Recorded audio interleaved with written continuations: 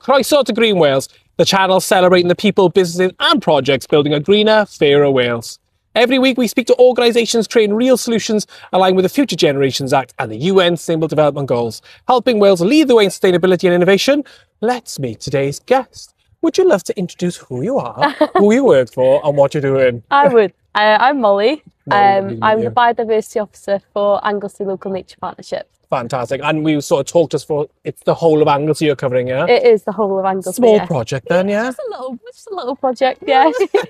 Now, what we do with the grassroots side of the channel, we're all about finding sort of Welsh grassroots leaders who are delivering for Wales and who are delivering the sort of Wellbeing Future Generations Act, also protecting our futures for now and for the future as well. So we definitely think the local nature partnerships are part of that. And I just want to say thank you for saying yes for anything else. So we ask everybody the same questions every single week. So we get a nice broad scope of what's happening across Wales and how people are taking on the Wellbeing Future Generations Act in their own way.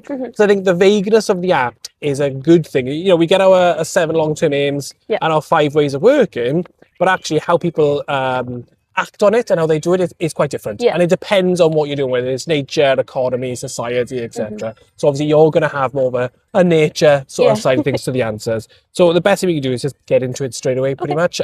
There's a nice bonus last question, which I think you actually did read. I normally hide it from people, so you've had a bit of prep work. No, it's fine. Without you, I've given you no time to prepare, so it's fine. So tell us a little bit about who you are and what you do. And when I say that, give us some projects that you're doing currently in Anglesey at the moment, if you can. Yeah. So we help partners across Anglesey facilitate projects. That's through funding or through connecting different partners.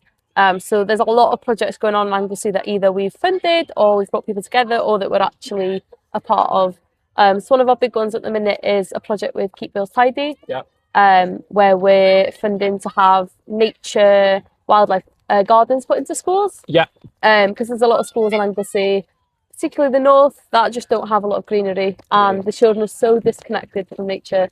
So we're trying to break that barrier and give better access to nature. And we find this all over Wales, where we have one of the best landscapes to have in Wales. You know, we're so lucky to have what we got, but yet the connectivity and normally poverty sort of follows it as well. Where you find high poverty levels, there's a lot of concrete and there's that lack of connection. And, you know, I'm in Anglesey right now and the drive was absolutely jaw-dropping. So to hear that actually the kids don't have actually, you know, certain pockets, I'm guessing. It's not everybody, but there's a high level of disconnectivity between nature and the environment. And it's a shame because the schools that we've gone into, the kids are so excited to see nature, they're so excited to plant trees, they're so excited to find bugs. It's just that disconnect and the lack of access to nature. And you always think it's more of a city problem, yeah, where people from London go like, I've never seen a sheep being sheared. You might see sheep, yeah, but the shearing is another thing again, you know? Yeah, yeah. And I do think, I was talking to somebody last night and we were talking about county fairs and county shows. Yeah. And they're a great way to connect as well. People, it's like a middle ground for families to go and have a day out.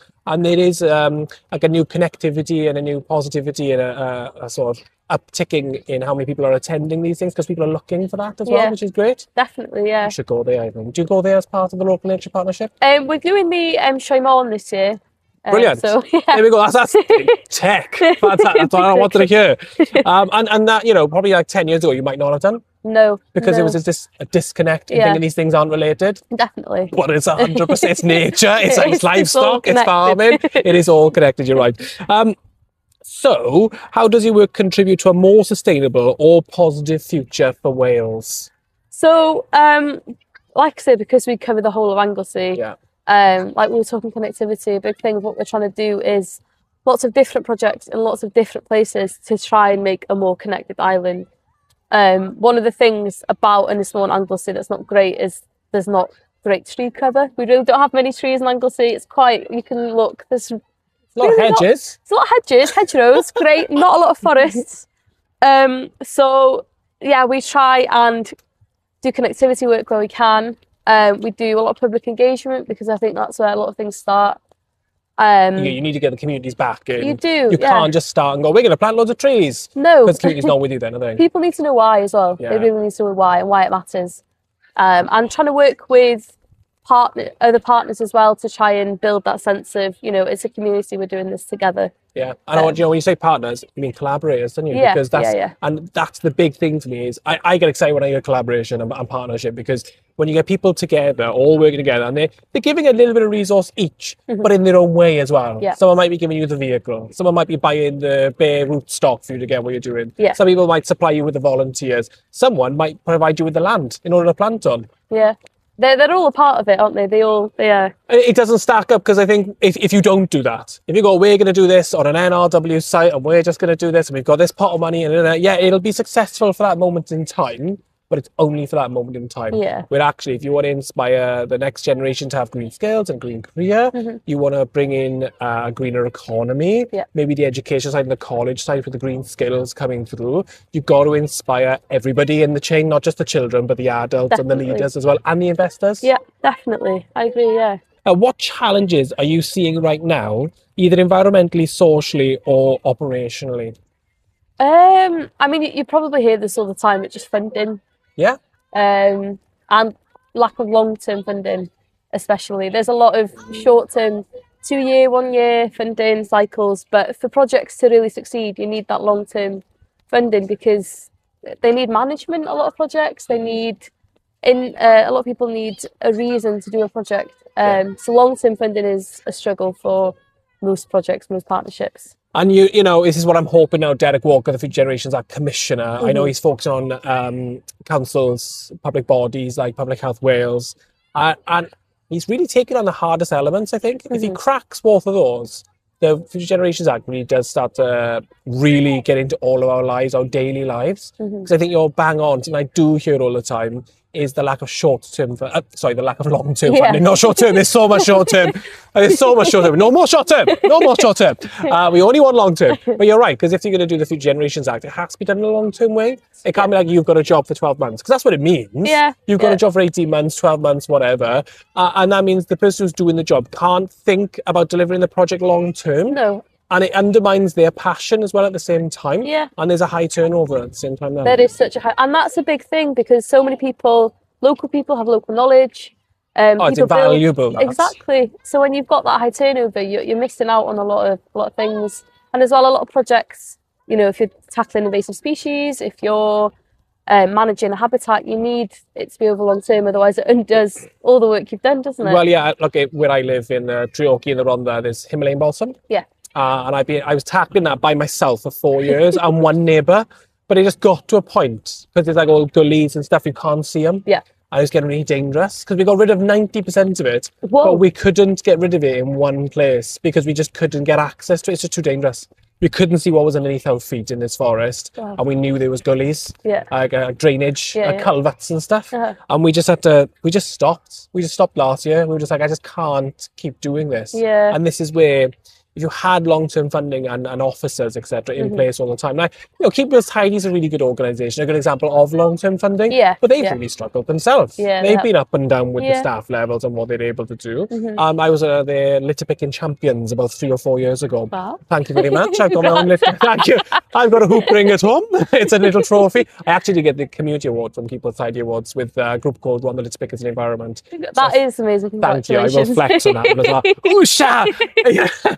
But that was part of my learning and my passion for what I was trying to do, you know, because I'd left one sector and relearning in the environment sector. I was like, the best way to learn is to volunteer. Yeah. So I volunteered in a circular economy, in a nature-based project in community to get what I'm doing. But the issue is, when I learned everything, I moved on. Yeah.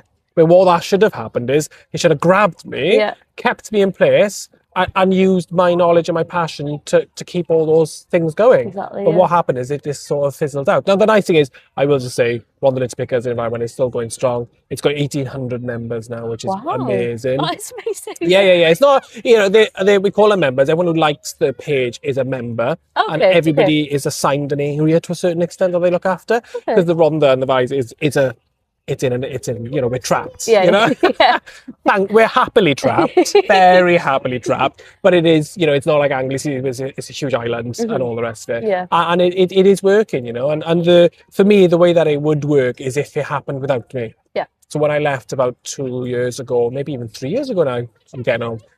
It's still going on. New chairships, new everything, and it's still going forward. And the community are taking it forward. And I think that's the only thing you can say there when you get a project to really show the community the benefits. It can happen, but funding takes it to the next level. Definitely, and for Wales, I think we want that. And I think the Future Generations Act really delivers for Wales. What do you think? I completely agree. Great. Sorry, I talked a lot there. No, I was you're like, okay. I'm going to get off this soapbox, hold on, and I'm going to sit back down again. What gives you hope when you look at the future for Wales? I'm going to be really cliche and say the younger generation. Yeah, go on. Particularly, we've had today in the Steddfod a lot of young farmers, and the amount of knowledge they have about nature without them really knowing that they have that knowledge. They come in and they identify all the birds. Oh yeah, I see them all the time on the farm. I see these plants all the time on the farm. And you get so many children that are so disconnected from that. So to see children that take an interest in nature and know things, that brings me a lot of hope. Do you think you could have like an ambassador program where you grab those people in, like the young farmers, and use them as ambassadors to help you connect the younger generation? Because, you know, it's like the same generation are the ones to connect the best, isn't it? They're the best connectors. Yeah, that's a good idea. Or even to connect the farming community. Ooh, very good. Because a lot of these young farmers, yes, they know what the birds are, they know what the plants are, but they don't really know what practices that their parents, their grandparents can do to make it. Do they know the conservation measures? They might know the animals, but do they know how to, care for them habitat-wise? Exactly. No. So that would be a good sort of way in to get into the farming community, because that's sometimes can be quite a hard community to tap into as a conservationist, as a nature partnership. They've been burnt a little bit by leaving the European Union and all the subsidies they got, and the Welsh government being a little bit on the slow end to get the new subsidies out, and their priorities weren't straight either, which confused the farming society and then sort of alienated them slightly. Yeah, and again, it's back to the long-term funding. Like short-term funding schemes, okay, they're great, but they're not an incentive to change your farming practice if you think it's only going to last a year. Yeah. So I love, have you ever made, you probably have, knowing what you do, have you ever had a plank of wood and made a bird home out of it? Like a birdhouse? Yeah. Because that for me, I'm like, what a workshop that is. Like, I did it with some students at Swansea University when I used to work there, and they made like 25 birdhouses in a day. Wow. And then we put them up all over campus. Oh. But I want, with the county fair, maybe I want to come back to this county fair now. Okay? I need to, the CEO for Anglesey Council was like, you've got to come back in August the 9th, is it, I think? I think it's the 12th or 13th, I think. Don't quote me. I don't know either. I don't know. Yeah. We did a secret high five then. No, so he said for me to come back. So after this, when I get back home, I'm like, can I come back, please? Yeah. But if so, do you know if I come back, can I come and do a workshop with you at the county fair? Yeah.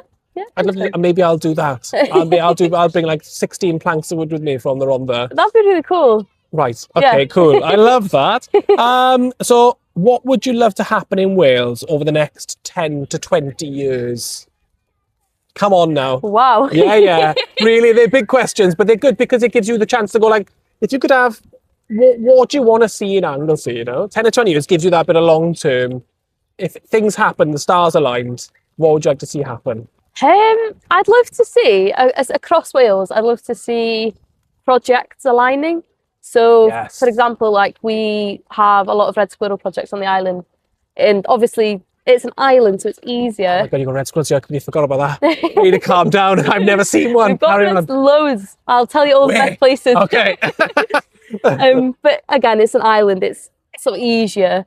But it would be cool to see projects align across Wales to make a difference across Wales, or. For example, like mink eradication to bring back the water voles, it's useless if it's just in one area, because it's going to be an ongoing project. If it's across Wales and it's an all Wales project, you've got a much better chance of these things actually happening. Have they introduced pine martens back into Wales to take out the grey squirrels? I swear I read something about that. There are pine martens here, yeah. Yes, because that's why the red squirrels are surviving, is because the pine martens predate on the grey squirrels, and the grey squirrels never evolved with pine martens, so they don't know how to get away from them. Yeah. So they're easy prey. So I was watching a documentary a couple of weeks ago, and they're introducing them all over southern England. There's a project now in South Wales. They've introduced them, Oh, and they're eradicating grey squirrels to make room for red squirrels again. that's really So cool. what I'm hoping will happen but for me, 10 or 20 years, red squirrels will come Everywhere. across the yeah, everywhere. On my shoulder, I'll have 3. No, I'm not going to tame them. They'll be wild. They'll be in the hedge. Won't be in the hedge. They'll be in a woodland because we've planted so many trees. See some trees, yeah. Yeah. Have you got any woodland projects currently then in Anglesey that you're in the middle of planting? Not planting, no. We've got a red squirrel bridge project that we're doing at the minute. Because one of the big mortalities for red squirrels is obviously traffic. And because we're so disconnected with our little forest that we have, they can't get to and from them. So we're doing a project funding some rope bridges for them to get across. Yeah, I saw a rope bridge. Yeah. They're great. Are they using them? Yeah, they do actually They use do. them. Yeah. Great. So they're learning that that's how you survive Yeah. versus the road. Great.